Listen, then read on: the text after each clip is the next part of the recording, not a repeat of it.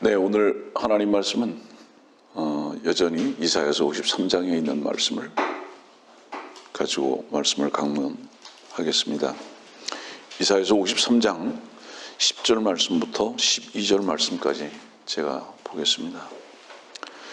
그를 상하게 하는 것이 주를 기쁘시게 하였기에 주께서 그를 고난에 두셨도다. 주께서 그의 혼을 속죄 제물로 만드실 때 그가 자신의 씨를 보리니 그가 자신의 날들을 늘릴 것이요 주의 기쁨이 그의 손에서 번창하리라.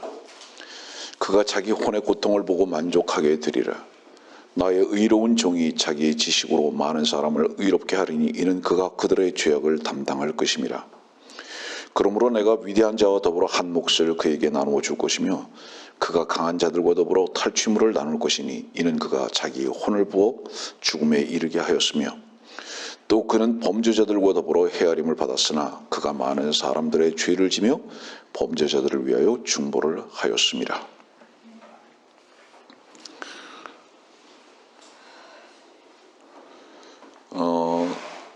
오늘 아침이 유난히 감사한 이유는 지난 한 주가 주님의 은혜 가운데 풍성했기 때문입니다. 여러분들의 만남과 교제 가운데 놀라우신 주님의 자유하심, 자유케 하심, 또 주님의 이름의 위대하심을 알게 하시고 내가 문이라고 말씀하신 그 문 안에서 그의 길을 걷게 하신 시간들이었기에 오늘 이 아침은 또 더욱 기쁩니다. 뿐만 아니라 너무 오랫동안 보지 못했던 사랑하는 형제를 또 보내주셔서 함께 구원받은 성도들이 주님의 이름을 찬양할 수 있는 특별한 아침이기에 더욱 감사합니다. 지난주에는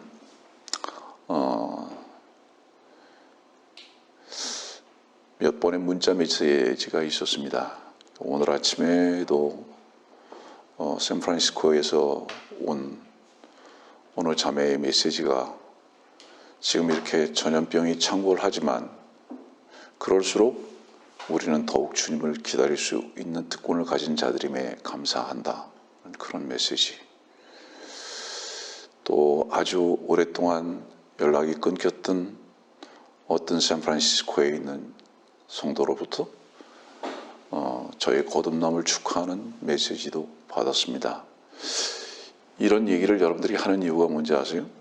사람 간에 주고받는 메시지도 우리들에게 이렇게 기쁨을 주고 오랜 동안 즐거움을 낳게 하는데 이사야서 53장의 말씀이 여러분들에게는 어떻게 보아지고 들려지고 감격해 하고 있는지 한번 확인해 보십시오. 오늘의 설교를 하기 전에 여러분들에게 이런 호목을 드렸잖아요. 숙제를 드렸죠. 이사야서 53장에 그라고 3인칭이 몇 번이 기록되어 있는가 한번 보라고. 39번이 기록되어 있습니다. 누가 누구에게 그라고 3인칭으로 표현하고 계시느냐? 하나님 아버지께서 그의 아들에게 그라고 표현하고 계십니다. 이사야서 53장은 아버지와 아들은 하나이신 것이 요한복음에 분명히 말씀하고 계심에도 불구하고 왜 그라고 표현하고 계시는가? 그의 아들이신 것이 분명하신데도 왜 그라고 표현하는가? 이사야서 53장은 아들이 벌레로서 죽임을 당하는 겁니다. 이유가 뭔지 아십니까? 벌레로서 죽임을 받아야 할 당신을 아들로 삼으시고 메시지를 듣는 당신을 아들로 삼으시고 하나이셨던 그 아들을 3인칭인 그로 내어 던지시는 놀라운 말씀의 선포가 이 이사야서 53장에 있습니다. 그래서 어떤 성경에서보다도 이 이사야서 53장은 주 예수 그리스도를 그라고 표현하고 계십니다. 계속 그라고 표현하고 계십니다. 나하고 무관하다 이 말이에요. 그분께서는 왜 그의 아들이 십자가에 달려 죽으실 때 그 눈을 얼굴을 가려우실 수 있었는가? 아들로 버리지 않으신 겁니다. 왜? 여러분들을 아들 되게 하시기 위해서. 오늘 저는 여러분들에게 이사야서 53장에 있는 말씀을 전하면서 한 가지의 메시지의 포커스가 있습니다. 그건 뭐냐면 하나님께서 여러분들을 얼마나 사랑하셨는가에 대한 부분입니다. 먼저 결론을 내리자면 그 아들을 버리시고 그 자신을 저주에 빠뜨려 버리시면서 여러분들을 얻으신 것입니다. 이것이 참사랑입니다. 저는 여러분들이 이사야서 53장의 말씀을 오늘 강론을 들으면서 한 가지 당부하고 싶은 것은 여러분들의 삶 속에서 이사야서가 기록한 이사야서 53장의 이 말씀이 여러분들의 삶의 현장에서 설교가 되기를 바랍니다. 나도 이 설교를 하고 싶다. 이 놀라운 여러분들 마음에서의 용트림이 일어나기를 바라는 마음으로 이 말씀을 여러분들에게 전하는 겁니다. 삼손이 여인을 보고 마음이 뺏겨서 tim나로 내려가고 있습니다. tim나로 내려가다가 사자를 만납니다. 그리고 그 사자를 죽이고 다시 tim나에서 돌아오다가 죽은 사자에서 뭐를 만나죠? 뭐를 보죠? 꿀을 만납니다. 거기서 꿀을 취합니다. 그래서 죽은 자에게서 먹는 것이 나왔습니다. 여러분들 누가복음은 너무 잘 아는 말씀이지만 누가복음을 보면은 여리고로 가던 어떤 나그네 하나가 강도가 만나서 반쯤 죽어 있습니다. 선한 사마리아인 예수 그리스도께서 그 나그네를 보시고 그를 이렇게 세우고 자기 나귀에 태워서 여관에 데려갑니다. 기름도 발라줍니다.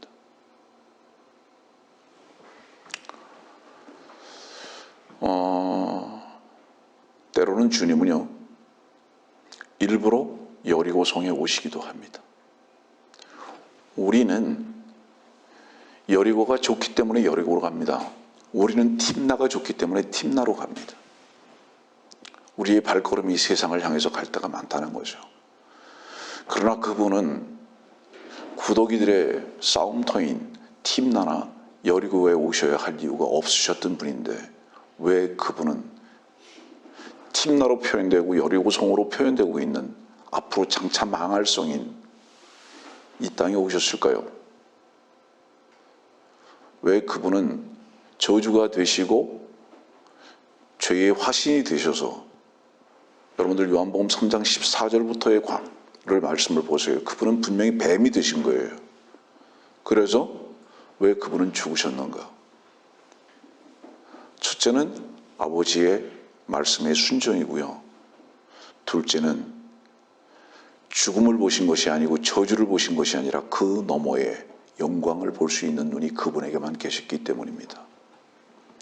뿐만 아니라 그런 죽음과 저주의 길을 통해서 여러분들을 사랑하는 사랑을 확증하셔야 했기 때문에 그분은 우정, 일부러 tim나와 여리고로 가실 수 있는 분이심을 여러분들은 잊어버리지 마십시오. 우리는 서기관과 바리새인과 같이 피하기만 하지만 주님께서는 친히 여리고성으로 가는 바로 그 길 가운데 계셨음을 잊지 마십시오. 유능한 지휘관이 뭔지 아십니까? 많이 싸워본 지휘관입니다. 조교는 어떤 사람이 조교가 되는지 아십니까? 먼저 훈련 받아본 사람만 조교가 되는 것입니다. 넘어져 보고 흙탕물에 온 옷이 다 더럽혀지기도 했던 사람을 조교로 쓰는 것입니다.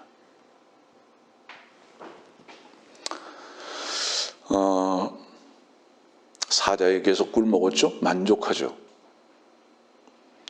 여리고의 길 가운데에서 넘어져 있던 사람이 나귀도 타보고 기름도 발라줘 보기도 하고 여관에 쉬기도 해보죠. 그들은 무엇을 고백했을까요? 불평일까요? 내가 여리고의 길 가운데 왜 있었을까라고 후회했을까요? 내가 tim나로 왜 내려왔을까라고 자기 자신을 돌아보면서 불평했을까요? 아닙니다. 분명히 그들은 만족했습니다. 분명히 그들은 찬송했습니다. 이 말씀을 왜 드리는지 아세요? 여러분들의 지도자를 고를 때에 반드시 하나를 보시면 됩니다. 넘어진 자를 고르지 마시고 다시 일어선 자를 고르시면 됩니다.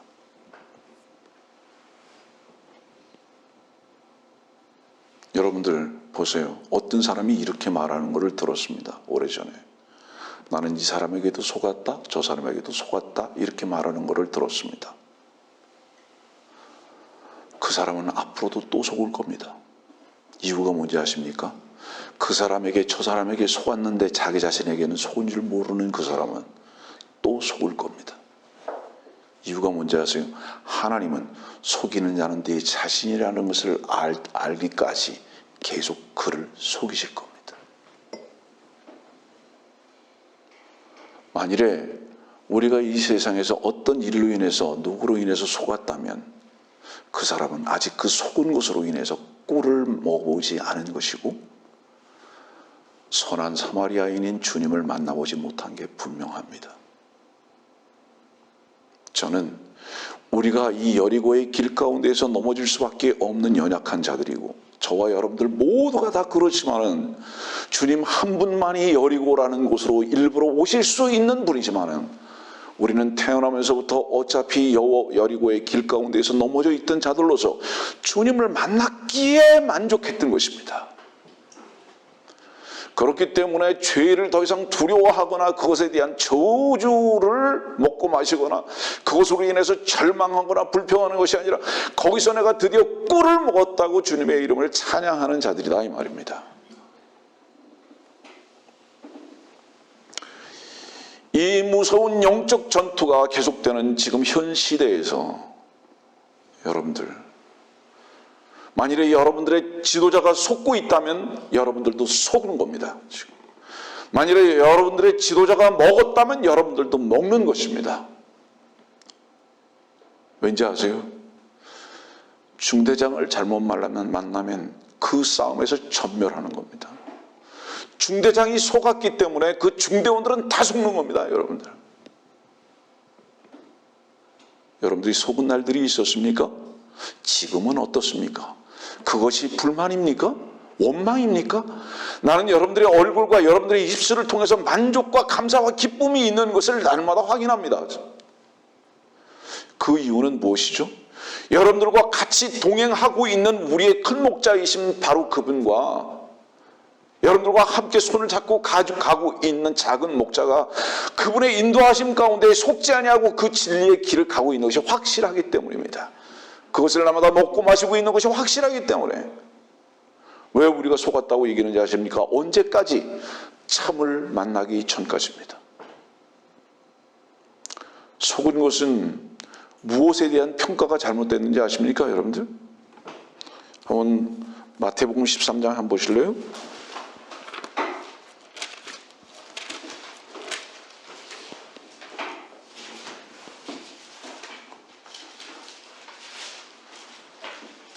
마태복음 13장 44절. 또 천국은 밭에 숨겨진 보물과 같으니 어떤 사람이 그것을 찾으면 다시 숨겨두고 그 기쁨으로 가서 자기의 모든 소유를 팔아 그 밭을 샀느니라. 또 천국은 좋은 진주를 찾는 상인과 같으니 그가 매우 값진 진주 하나를 찾아가서 자기의 모든 소유를 팔아 그것을 샀느니라. 속이 뭔지 아십니까 여러분들? 보물과 진주의 가치를 모른 것입니다. 그게 속은 거예요. 여기서 이 보물은 무엇이죠? 이 보물은 땅에 속한 것으로서 이스라엘을 말합니다. 유대를 말하는 거예요. 이거는 진주는 뭐죠? 유기체 생명이신 교회 여러분들을 말하는 것입니다. 주님께서는 당신의 모든 것을 다 팔아서 유대 이스라엘과 우리를 사셨습니다. 어떤 자들만이 팔고 새 것을 살 수 있는지 아십니까? 보물의 가치와 진주의 가치를 아는 자들은 그 외의 것은 다 배설물인 줄 아는 거예요. 그래서 팔아버립니다. 여기에 판다는 단어가 왜 나왔는지 아십니까 여러분들? 여러분들을 사시기 위해서 주님께서는 무가치한 여러분들을 사시기 위해서 가치 있게 그분은 여기셨다 이 말이에요. 여러분들을 가치 있게 여기셨다 이 말이에요. 왜? 보물로, 진주로 여기셨다 이 말입니다.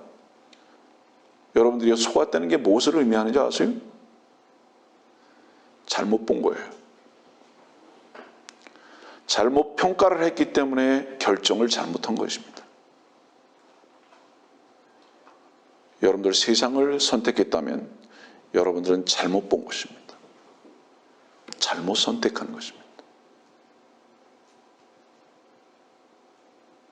그것은 여러분들이 선택하면 할수록 계속 속아갈 것입니다.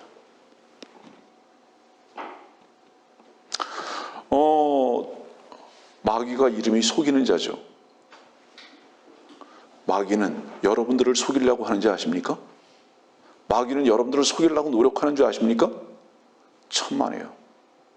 마귀는 자기 자신이 자기 자신을 철저하게 속인 자입니다. 그리고 자기 자신이 자기 자신을 철저하게 속이면서 자기도 자기 자신에게 속는다고 여기지 않을 만큼 자기 자신을 속인 자예요. 제가 지난주인가 이런 교제를 나눴습니다. 바리새인은 연극 배우라고요. 그런 뜻이죠? 여러분들이 텔레비를 보거나 연극을 볼 때 어떤 배우들에게 감동하죠? 실감 있는 배우들에게 감동하죠. 위선자는 실감 있게 연기를 해야 합니다. 어떤 연기를 해야 하죠? 선한 것 같은 연기를 정말로 해야 합니다. 그 자신이 선함에 완전히 취해 있는 것 같은 연기를 해야, 그래야 듣고 보는 자들이 함께 눈물을 흘리고 함께 웃어가는 것입니다. 이런 자들의 드라마가 성공하는 겁니다. 교회가 양적인 부흥을 가져온다면 제가 분명히 알기는 그 목회자가 기가 막힌 연극 배우이기 때문에 그렇습니다. 거기에 전부 다 속아버린 겁니다. 그러면 그 기가 막힌 연극 배우는 자기 자신을 속여야 된다고 노력할까요? 천만에요. 그 대본을 보면서, 성경이라는 대본을 보면서, 그 자기가 앞에 놓인 대본을 보면서 달달달달 외우면서 거기에 몰입해버리는 겁니다. 자기 자신이 거기다 몰입해서 울고 웃고 화내고 이렇게 함으로써, 자기 자신에게 그렇게 함으로써 다른 사람들이 그것을 보고 감동할 수 있도록 이끌어가는 것입니다.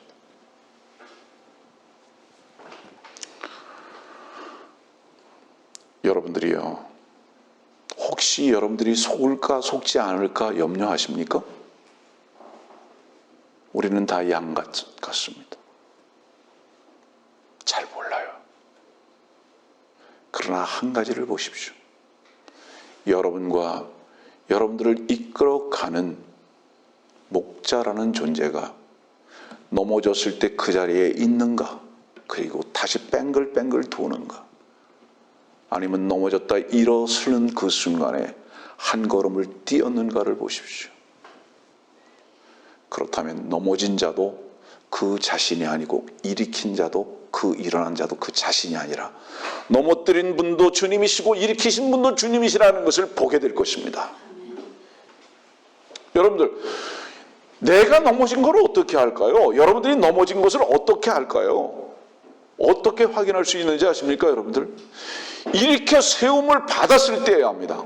아, 내가 일어난 것이 아니라 주께서 나를 일으켜 세우셨구나라는 것을 주님의 손 가운데서 확인할 때에 넘어뜨리신 것도 주님이십니다라고 고백할 수 있는 것입니다. 그 순간에. 주님은 왜 우리를 위해서 넘어짐이 되셨는지 아십니까? 그분이 다시 일어나셨기 때문입니다. 그래서 그분의 이름은 그리스도시며 하나님의 아들로 입증되셨던 것입니다. 하나님의 아들, 여러분들, 넘어지지 않는 자들이 아니라 주께서 다시 일으켜 세우시는 분인 것을 잊지 마십시오.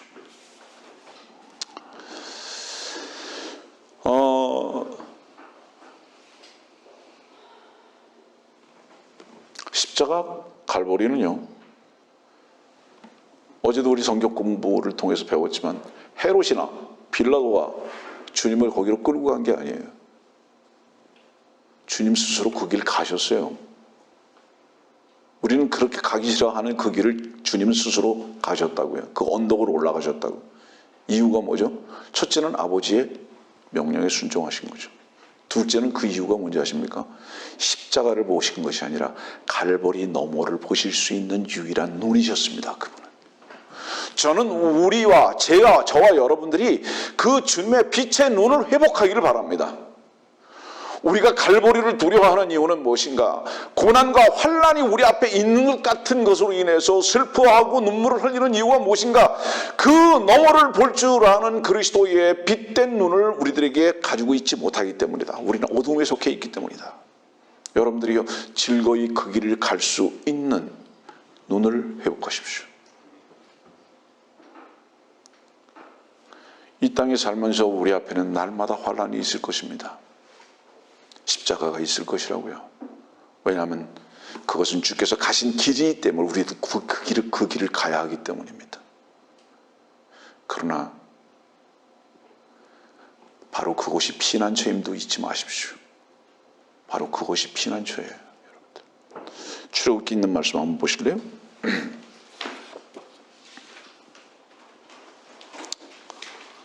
출애굽기 17장 6절입니다.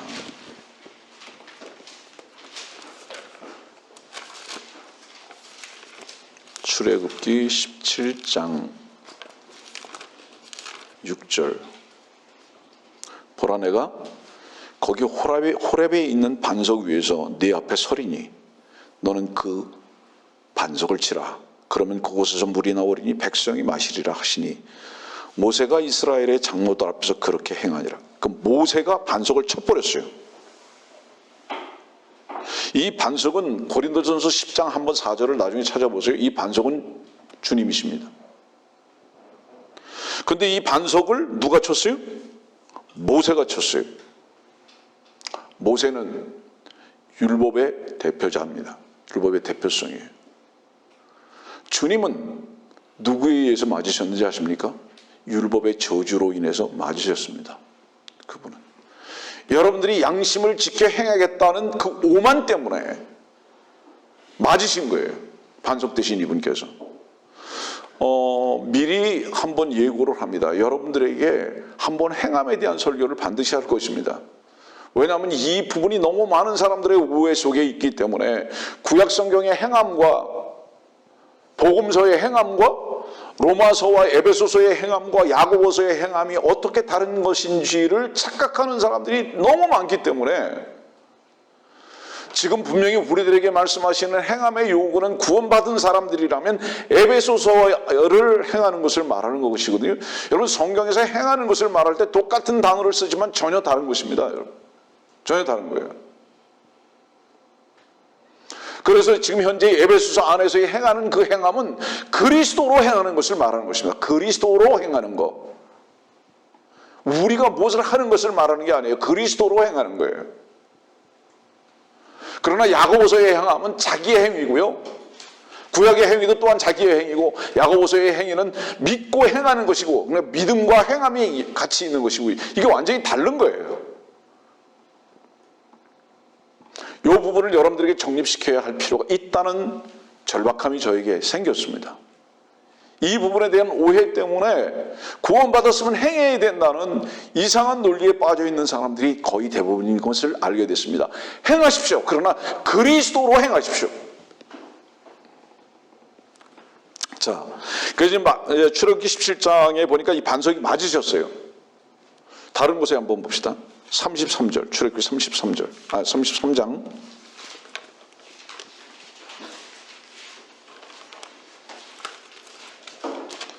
33장 22절입니다. 내 영광이 지날 동안 내가 너를 그 바위 틈에 넣어서 내가 지날 동안 내 손으로 너를 덮으리니.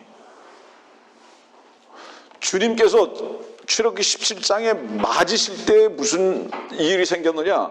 반석이 갈라져 버린 거예요. 갈라졌다는 것은 뭐를 의미하는 거죠? 여러분들이 숨을 틈이 생겼다 이 말이에요. 그 주님의 맞으신 바로 그 등짝 속에 주님을 맞으신 가슴 속에 여러분들이 숨을 수 있는 틈이 생겼다 이 말이에요. 그래서 그 틈 속으로 여러분들을 감추셨다 이 말이에요. 그래서 이 틈 속으로 감추어진 우리는 이중적 보장을 갖게 되었다 이 말이에요. 절대로 꺼낼 수 없습니다. 이 구원은. 혹시 나중에 이제 기회 있으면 설명을 하겠지만요. 여러분들 보세요.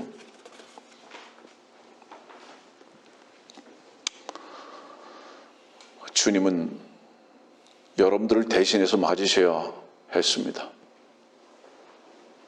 네.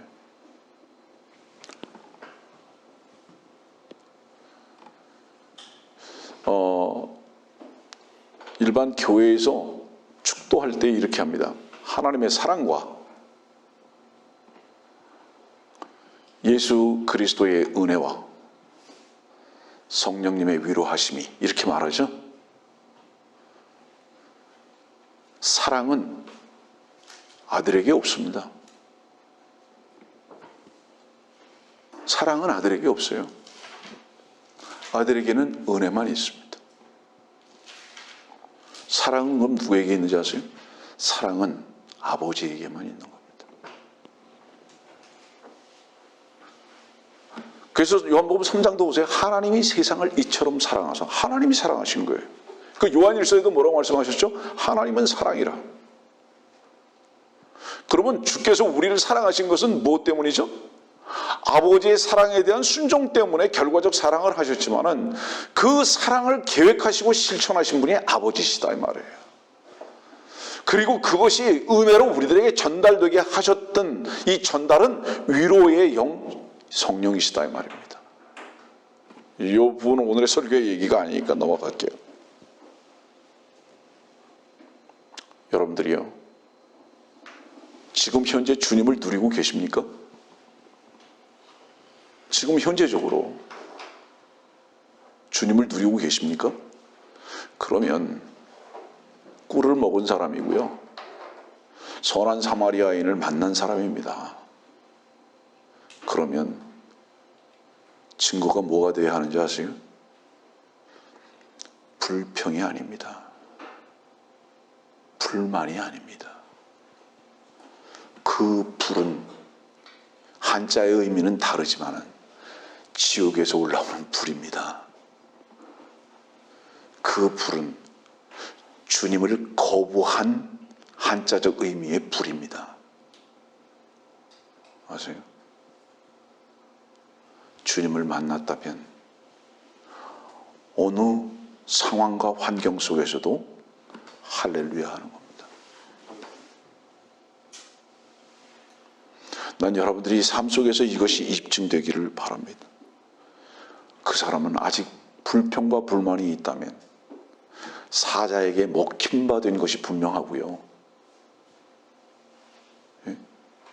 아직도 반쯤 죽어있는 상태인 것이 분명합니다.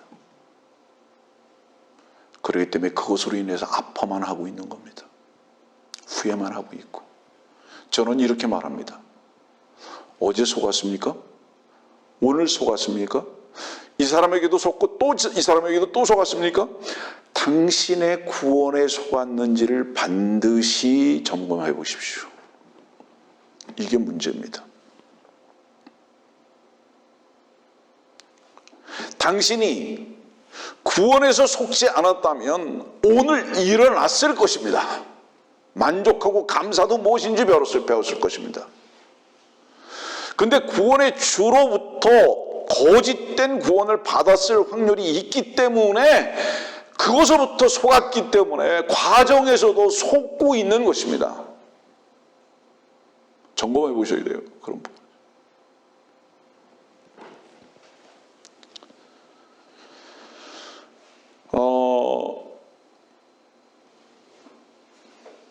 요한복음 3장 30절.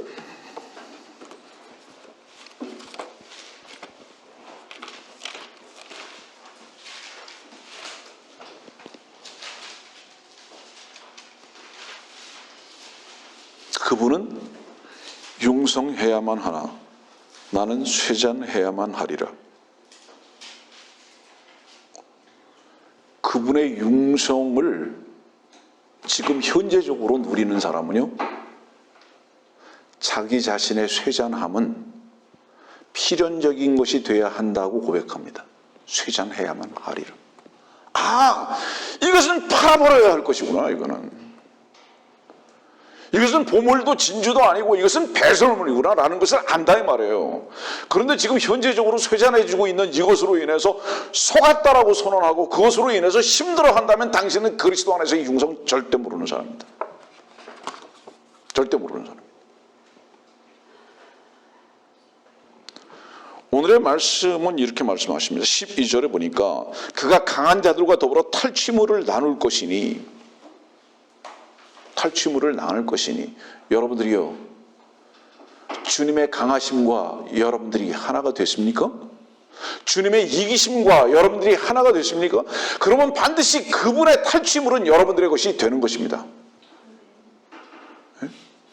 여러분들이 이 교회에서 이 교회의 목자와 탈취물을 같이 나누고 있다면 여러분들은 만족해야 합니다. 이게 지금 현재 주님으로부터 먹고 마시는 것인 것을 말하는 거예요. 어떻습니까? 저는 만족합니다. 저는 배부릅니다.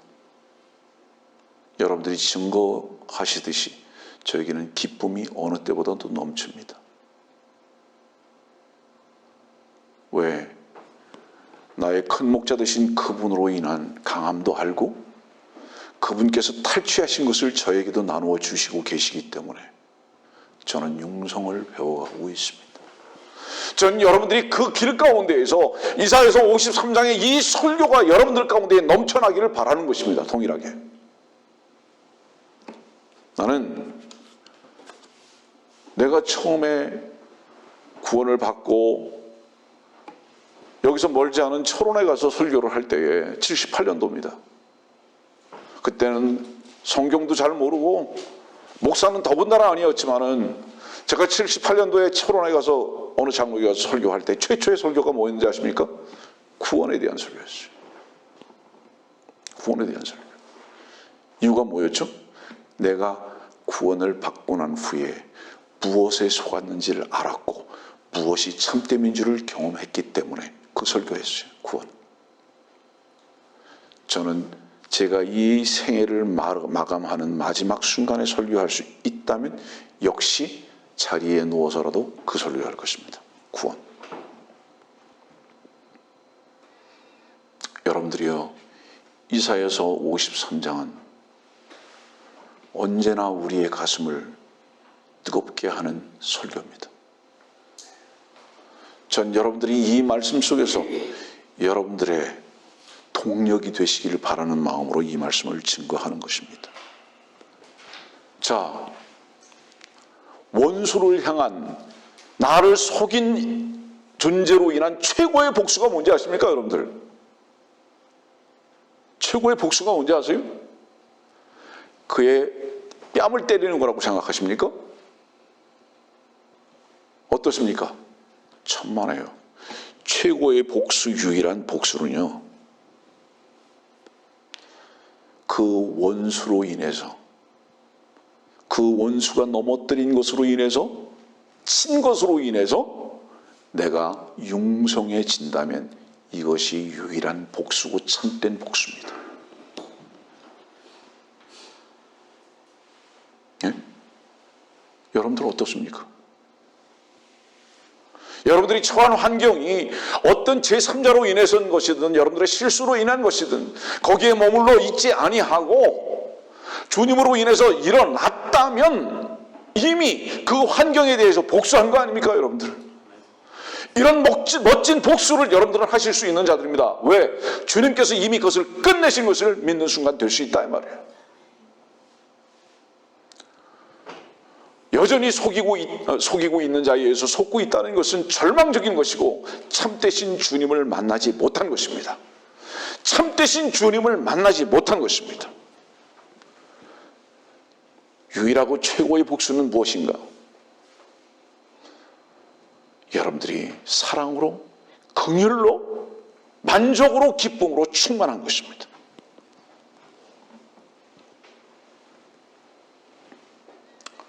저의 또 다른 이름을 성경에서 찾아서 말한다면 요한이 아니라 저의 또 다른 이름은 야곱입니다. 저는 오래전부터 이것을 고백해 왔어요. 나의 또 다른 이름은 야곱이다. 제이콥. 우리 말라기 1장을 한번 보실까요? 이 말라기의 때가 왔죠? 예.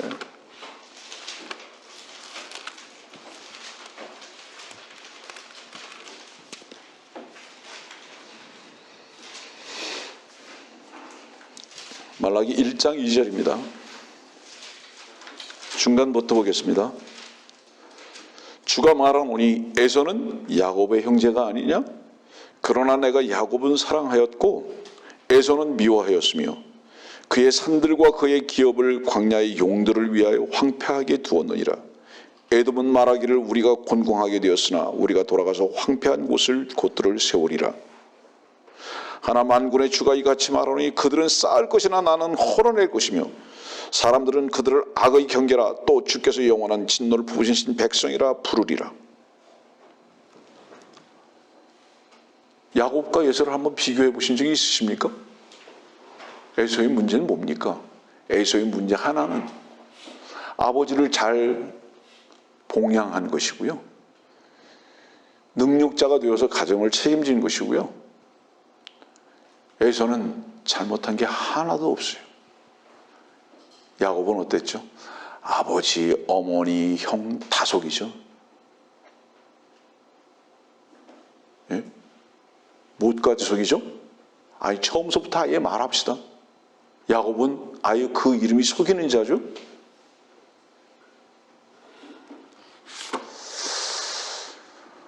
저의 이름이 야곱입니다. 근데 왜 하나님은 에서는 미워하고 야곱은 사랑하신다고 하시죠?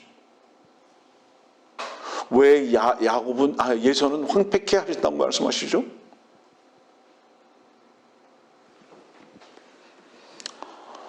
저는 지난주에도 말씀드렸듯이 여러분들의 목표가 수정되기를 바랍니다. 난 여러분들이 큰아들이 되지 않기를 원하고, 예? 나는 여러분들이 아버지의 집을 떠나서 죽을 수밖에 없는 위치에서 발견되어지기를 원하고, 나는 내 자신이 그 길이 생명의 길이었으며 주님이 융성케 되는 길이었음을 이미 미리 체험을 했기 때문에 여러분들도 그 길로 데려가기를 서슴지 않는 것입니다. 왜냐하면 모세가 호렙산 뒤편으로 반드시 양을 데려갈 수밖에 없었던 이유를 제가 알기 때문에.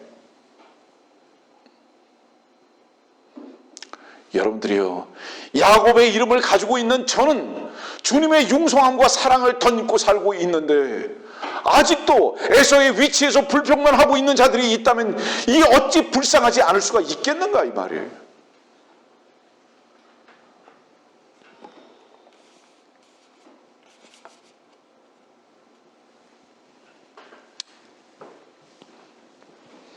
사랑하는 성도들이요, 창세기 1장에 보면 왜 저녁이 되면 아침이 되니라고 말씀하고 계신지 아십니까? 밤이 먼저죠. 자야 하는 게 먼저죠. 빛 대신 주님을 누리고 싶으십니까? 반드시 어두움을 먼저 아십시오. 밤이기 때문에 눕는 거라고 생각하십니까? 아닙니다. 밤은 죽음입니다. 어두움은 죽음이에요. 그래서 누워야 하는 것입니다. 여러분들이 서클과 같이 24시간에 왜 밤이라는 태양이 지는 그 시간이 있는지 아십니까? 여러분들 이유가 뭔지 아세요? 하나님께서 여러분들에게 어떤 메시지를 주고 계시는지 아십니까? 이 밤을 통해서 너희들은 모두 다 죽어 있는 자라고, 반드시 죽음을 먼저 발견해야 한다라고 말씀을 주시는 것입니다. 그렇기 때문에 하루의 시작을 저녁이 되면으로 시작하시는 것입니다. 그래서 저녁을 안 자들, 죽음을 안 자들은, 누워서 죽어 있는 것을 안 자들은 반드시 태양이신 주님께서 빛으로 여러분들에게 등장하시는 것입니다. 이것이 이 지구가 역사된 이후로 지금까지 계속되고 있는데, 하나님께서는 그 메시지를 낮이나 밤이나 24시간 여러분들에게, 온 세상 사람들에게 선포하고 계시는데, 무엇을 통해서? 태양계를 통해서. 그런데 이 궤도에 살고 있는 인간들이 주의 말씀을 듣기를 거부하는 것입니다.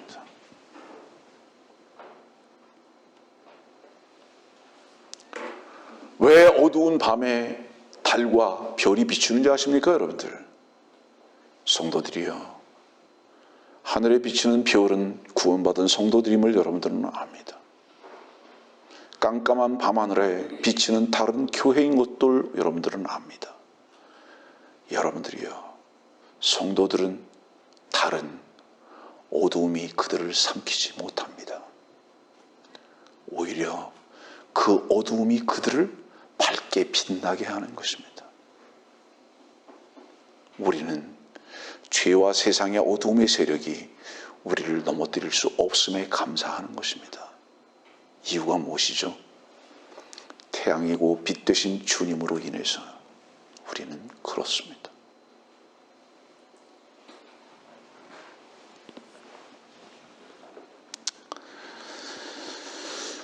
성도들이여, 주님만 죽게 하지 마십시오.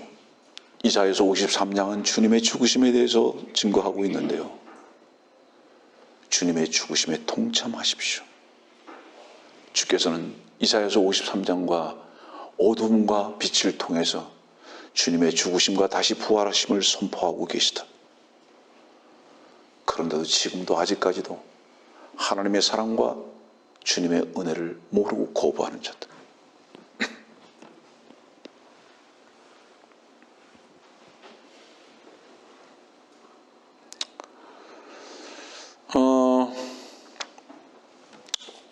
그 앞에 보죠. 53장.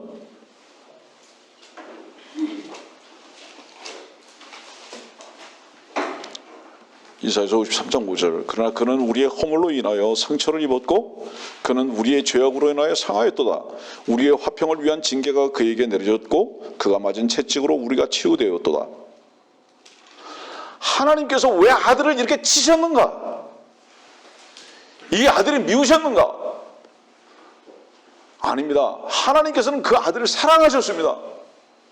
그런데 이 아들을 사랑하신 그 사랑은 여러분들을 사랑했던 사랑과 비할 수 없는 사랑이셨기 때문에 그의 아들을 채찍으로 치셨다 이 말이에요. 하나님의 사랑은 아들을 향해 있지 아니하고 바로 구원 얻은 나와 여러분들을 향해 있으셨다 이 말이에요. 그래서 그분께서는 뭐라고 오늘 말씀하고 계십니까? 본문에 그를 상하게 하는 것이 이사야서 53장 10절입니다. 그를 상하게 하는 것이, 예수님을 상하게 하는 것이 주를 기쁘시게 하였기에, 하나님을 기쁘시게 하셨기에.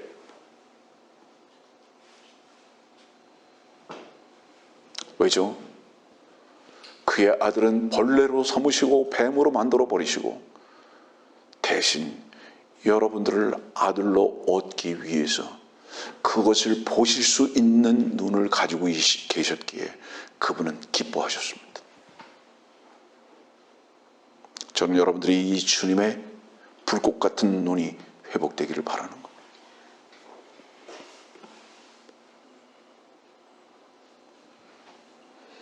주님 상하신 것은 헤롯에 의해서나 빌라도에 의해서나 로마에 의해서 그렇게 된 게 아닙니다.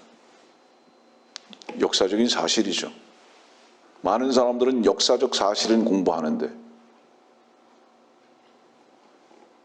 아닙니다. 헤롯이 있고 빌라도가 있고 로마가 있어도 바라바를 위해서 죽으셨습니다. 바라바 때문에 죽으셨다고요. 여러분들이 바라바에게서 여러분들 자신을 발견하지 못하고 있다면 주께서 나 자신을 위해서 죽으신 건 절대 모릅니다. 그를 죽인 것은, 그래서 이렇게 고백하잖아요.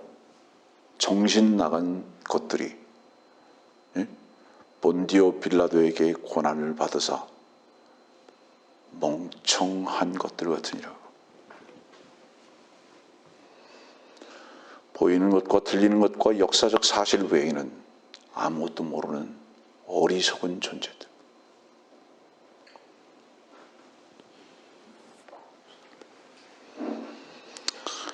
주님께서 왜 그 가슴을 내어놓으셨는지 아십니까? 아까 우리 출애굽기 봤죠? 그분의 가슴이 창에 찔림으로써 그 가슴으로부터 생명수가 흘러 넘칠 것이라는 것을 아셨던 것입니다.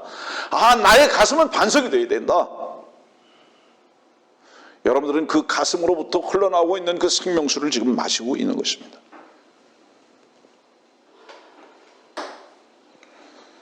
창세기 22장 2절 말씀 봅시다.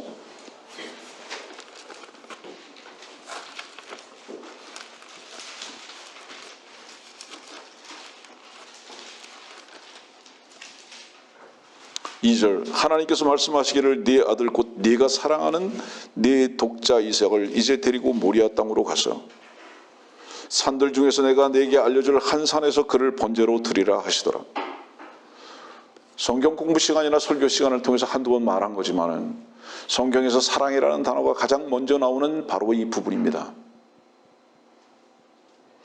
이 사랑이라는 단어가 가장 먼저 나오는 것은 남자가 여자를 사랑하는 것도 아니고 여자가 남자를 사랑하는 것도 아니고 아버지가 아들을 사랑하는 것입니다.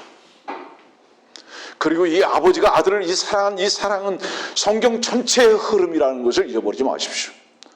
성경에서 말하는 모든 사랑이라는 단어가 나왔을 때는 바로 이 사랑으로부터 시작되며 마치는 것입니다. 그래서 여러분들이 갈보리 십자가의 사랑을 만나려면 반드시 여러분들이 이삭과 함께 죽었다는 것을 알아야 되는 것입니다. 이 이삭과 함께 내가 죽었다는 것을 모르고 하나님의 사랑은 결코 알 수 없습니다. 가짜 사랑입니다. 그래서 이 아버지가 아들을 데리고 갑니다. 그런데 이 사랑이 누구에게 전가되었는지 아십니까? 더러운 김요한이한테 전가된 겁니다. 바로 나에게, 나를 위해서. 그분께서 나를 위해서 사랑의 엑기스가 되신 것을 여호와 이레의 눈으로 보게 된 것입니다. 이 여호와 이레라는 이 준비되신 이것을 어디서 봤는지 아십니까? 그 뒤에 가보세요. 14절 보십시오. 아브라함이 그곳의 이름을 여호와 이레라 불렀더니 오늘까지도 말하여 지기를 주의 산에서 그것이 보여지리라 하더라. 제가 이 주의 산 뭐죠? 갈보리입니다. 제가 어느 순간에 갈보리 십자가에 못 박힐 수밖에 없는 것을 인정했을 때 거기서 주께서 이미 여호와 이레가 되신 것을 보았다 이 말입니다. 여호와 이레를 보기를 원하십니까? 경험하기를 원하십니까? 그 산으로 가야만 주께서 준비하신 것을 알 뿐만 아니라 하나님의 사랑이 바로 당신에게 쏟아부은 바 된 것도 알 것입니다. 이것을 저는 여러분들에게 교리적으로 설명하고 있는 것이 아니라 실제로 여러분들이 그 갈보리에 가 있어야 한다는 것을 말하는 것입니다. 여러분들이 실제로 이 갈보리에 가 있지 않을 때 하나님의 사랑은 결코 알 수 없을 뿐만 아니라 여러분들 자신과 세상을 사랑하는 것밖에는 그 사랑을 적용하지 못할 것입니다.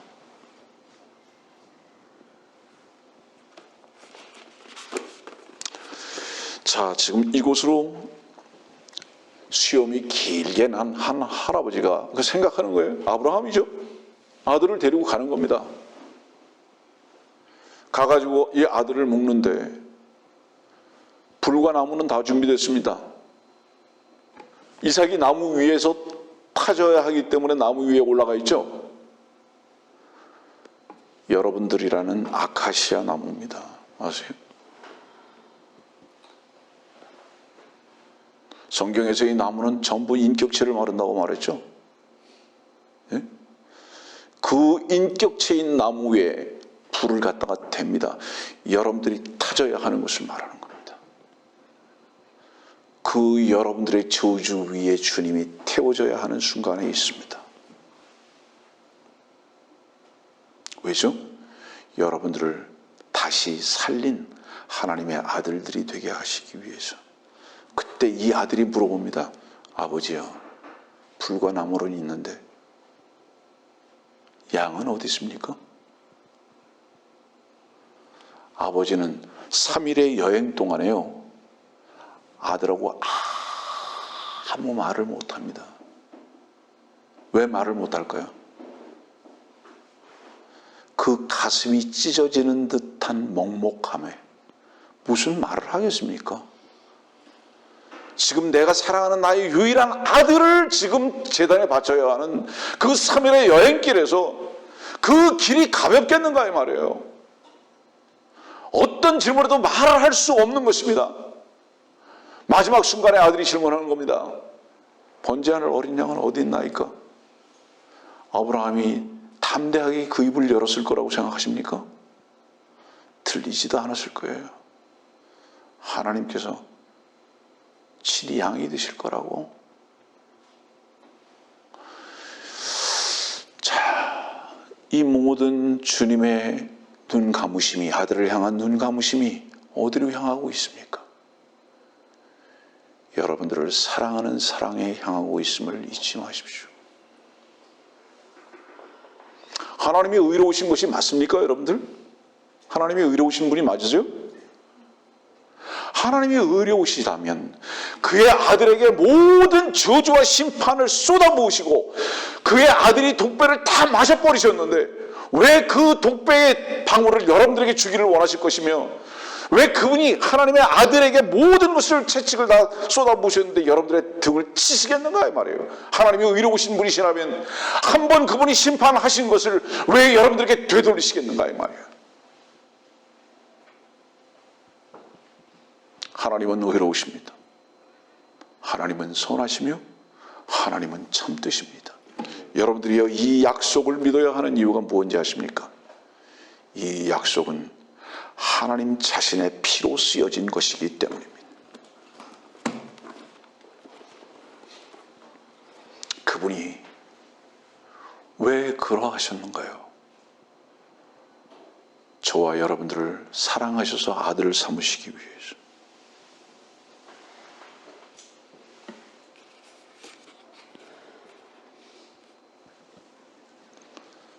시편 46편 1절입니다. 아까 우리 찬송했죠? 네. 시편 46편 1절.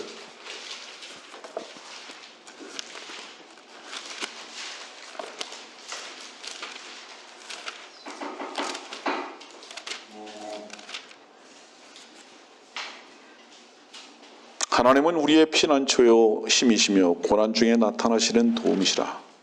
그러므로 땅이 없어지고 산들이 바닷 가운데로 옮겨진다 해도 우리가 두려워하지 아니하리니 바닷물이 노호하고 요동할지라도 바닷물이 불어나서 산들이 흔들릴지라도 우리가 두려워하지 아니하리라. 셀라.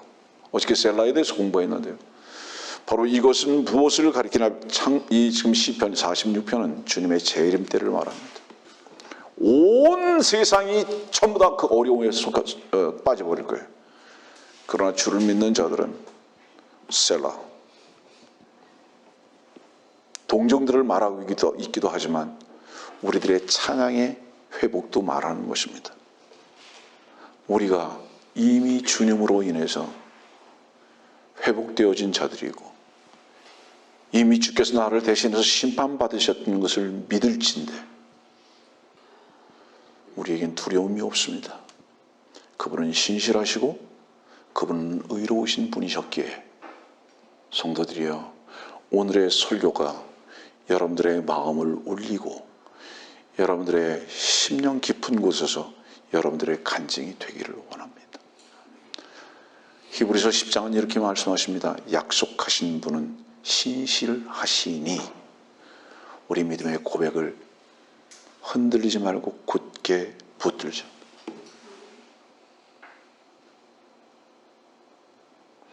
주님의 사랑은 영원하십니다. 자, 말씀을 정리할게요. 순교자들이 화형식하는 현장을 걸으면서 사자밥이 되면서 하나님이여 하나님이여 어찌하여 나를 버리셨나이까 라는 시편 22편을 읊조리었을까요? 어땠을까요? 천만에요. 왜 시편 22편이 그들의 기억 속에 없었을까요? 그들은 시편 22편을 읊조릴 이유가 없었습니다. 주는 나의 목자시니 내게 부족함이 없으리로다. 이유가 뭔지 아십니까? 시편 22편 하나님이여 하나님이여 어찌하여 나를 버리셨나이까는 그의 아들 한 분으로 족했습니다. 그리고 우리는 그것을 통과한 자들로서, 믿음으로 통과한 자들로서 주는 나의 목자시니 내게 부족함이 없으리로다. 이 찬송 하나밖에 할 수 없는 발걸음들이 되어야 합니다. 그래서 순교의 현장에서도 화형식을 당하면서도 사자밥 앞에서도 그들은 어찌하여 나를 버리셨나이까라는 한탄의 소리를 안 했다는 것은 이미 심판을 받으신 주께서 그들 안에 주께서 주인이 되셨기 때문에, 찬송이 되셨기 때문에, 만족이 되셨기 때문입니다. 사랑하는 성도들이요, 여러분들이 언제까지 넘어져 있을 것이며 언제까지 불평할 것이며 언제까지 속은 위치에 있을 것입니까? 주님께서는 여러분들 안에서 이김이 되셨으며 만족이 되셨음을 발견하십시오. 우리는 주가 우리의 목자시라면 우리는 그 주님을 찬송할 수밖에 없는 모든 상황인 것을 알아야 합니다. 여러분들이요, 지옥이 왜 깜깜한지 아십니까? 지옥은 여러분들을 향해서 자비의 눈으로 보고 계시는 하나님의 얼굴을 거부한 자들이 있기 때문입니다. 그래서 하나님의 빛 대신 자비의 눈이 유일하게 감겨진 눈으로 바라볼 수 없는 자들의 모임이 지옥입니다, 여러분들. 그래서 그 지옥은 지금도 주의 눈이 가려져 있어요. 그래서 유일한 어둠입니다. 그들은 하나님의 자비와 사랑의 눈을 스스로 거부하고 있는 자들. 하나님께서 그의 아들에게서 왜 시선을 돌리셨는지 아세요? 아들에게 시선을 돌린 반대편에는 여러분들을 보고 계셨기 때문입니다. 그분의 눈을 보세요. 그분의 눈에는 아들이 없습니다. 그분의 눈에는 죄인인 당신만 있습니다. 두려워하지 마십시오. 염려하지 마십시오. 의심하지도 마십시오. 하나님의 신실함을 믿고 받아들이십시오.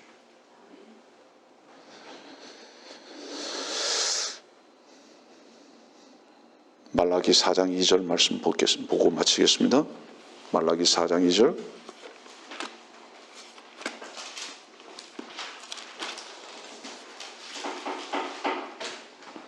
그러나 내 이름을 두려워하는 너희에게는 의의 태양이 그의 날개에 치유를 가지고 솟아오르니 그리하면 너희는 나가서 외양간의 송아지들처럼 자라리라.